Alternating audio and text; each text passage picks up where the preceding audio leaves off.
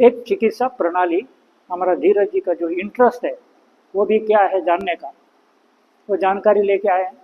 इसी तरह उड़ीसा का, झारखंड का, छत्तीसगढ़ का, जहाँ जहाँ पता चला कि पारंपरिक चिकित्सा है तो उसका उन्होंने ज्ञान अर्जन करके संग्रहित किया। तो ज्ञान तो बहुतों के पास है, मगर सेवा भाव में आना और एक बात है।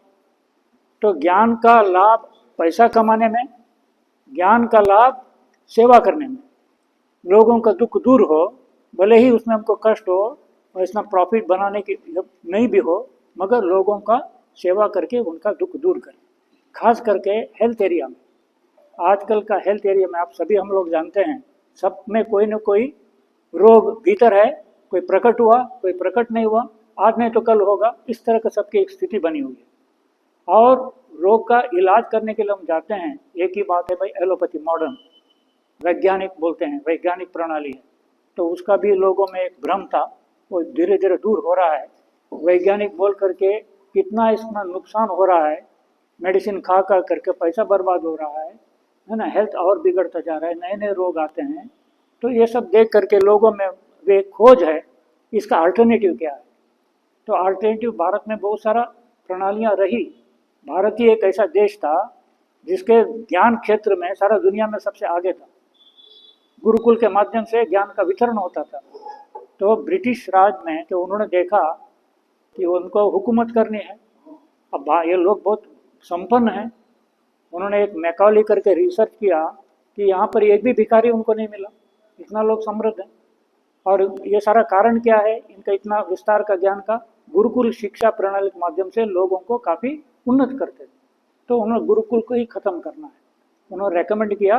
तो गुरुकुल ख़त्म करके पाश्चात्य प्रणाली का शिक्षा लाओ, जिसके कारण ये हमारे पर डिपेंड हो जाए, इन हमारे नौकर बन जाएं, उनका संस्कृति तोड़ दें करके करने के परिणाम आज हम भुगतते आ रहे हैं।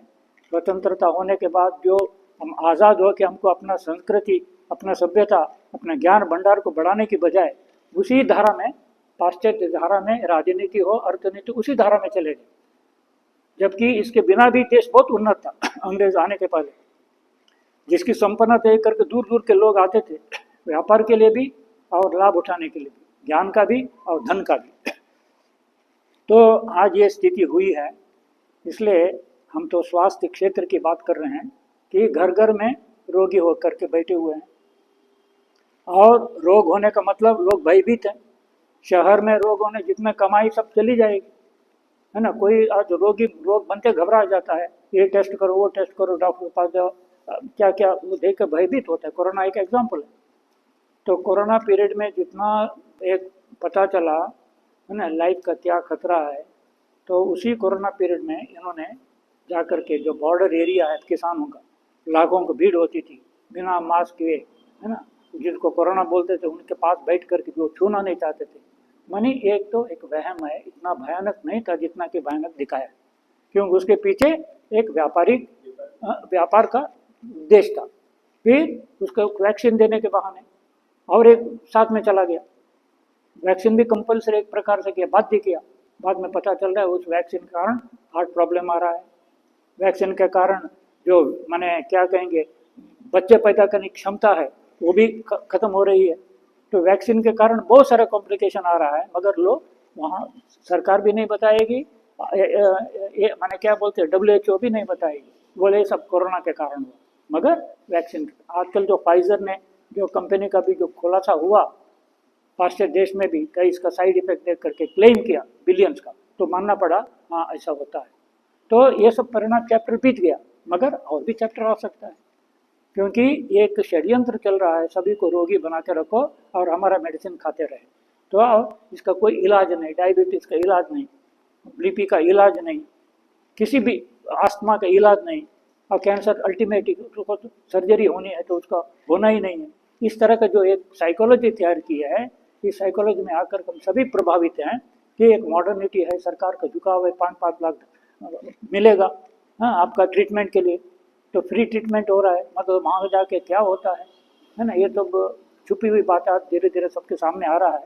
इसलिए कहने का मतलब है, बीमार होने का मतलब बहुत खतरनाक अवस्था, फाइनेंशियली भी, सामाजिक रूप भी, हर रूप से।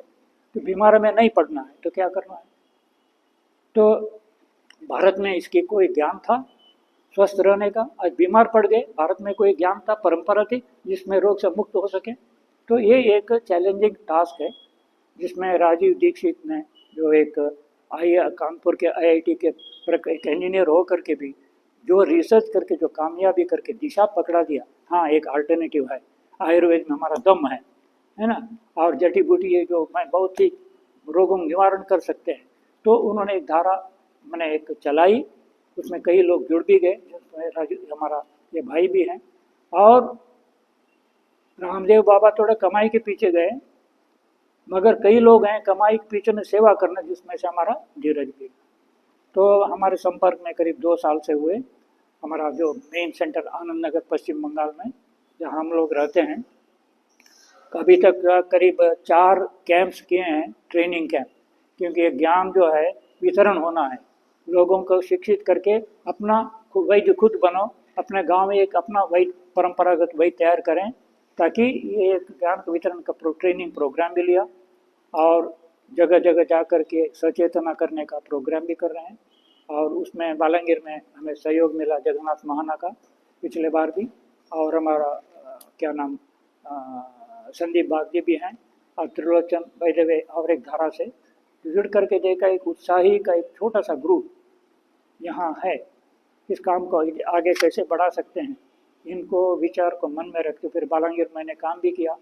तो अच्छा गुडविल है, पश्चिम उड़ीसा का चेतना का एक केंद्र है। तो यहाँ से यदि कोई आरंभ करेंगे, उसका प्रभाव पश्चिम उड़ीसा पर जा सकता है, कोसड़ में जा सकता है। कोसड़ वासियों का स्वास्थ्य को कैसे हम बचाएं, कोसड़ वासियों को इस स्वास्थ्य एरिया में शोषण से कैसे मुक्त करें।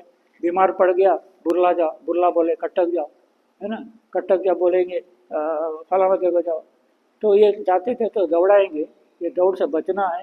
तो अल्टरनेटिव क्या है, तो उस दिशा में काम करना है।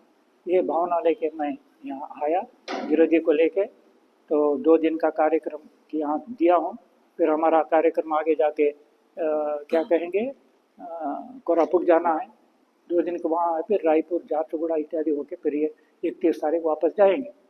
मगर आगे क्या काम करना है, कैसे कर सकते हैं, इनका जो उत्साह है, इनका जो ज्ञान है, इनके सेवा भाव है, जिसकी नीड है, तो उसको कैसे कनेक्ट करके बालांगीर का इसका कैसे आगे काम बढ़ सकता है, इस इरादे से आज की बैठक हुई है।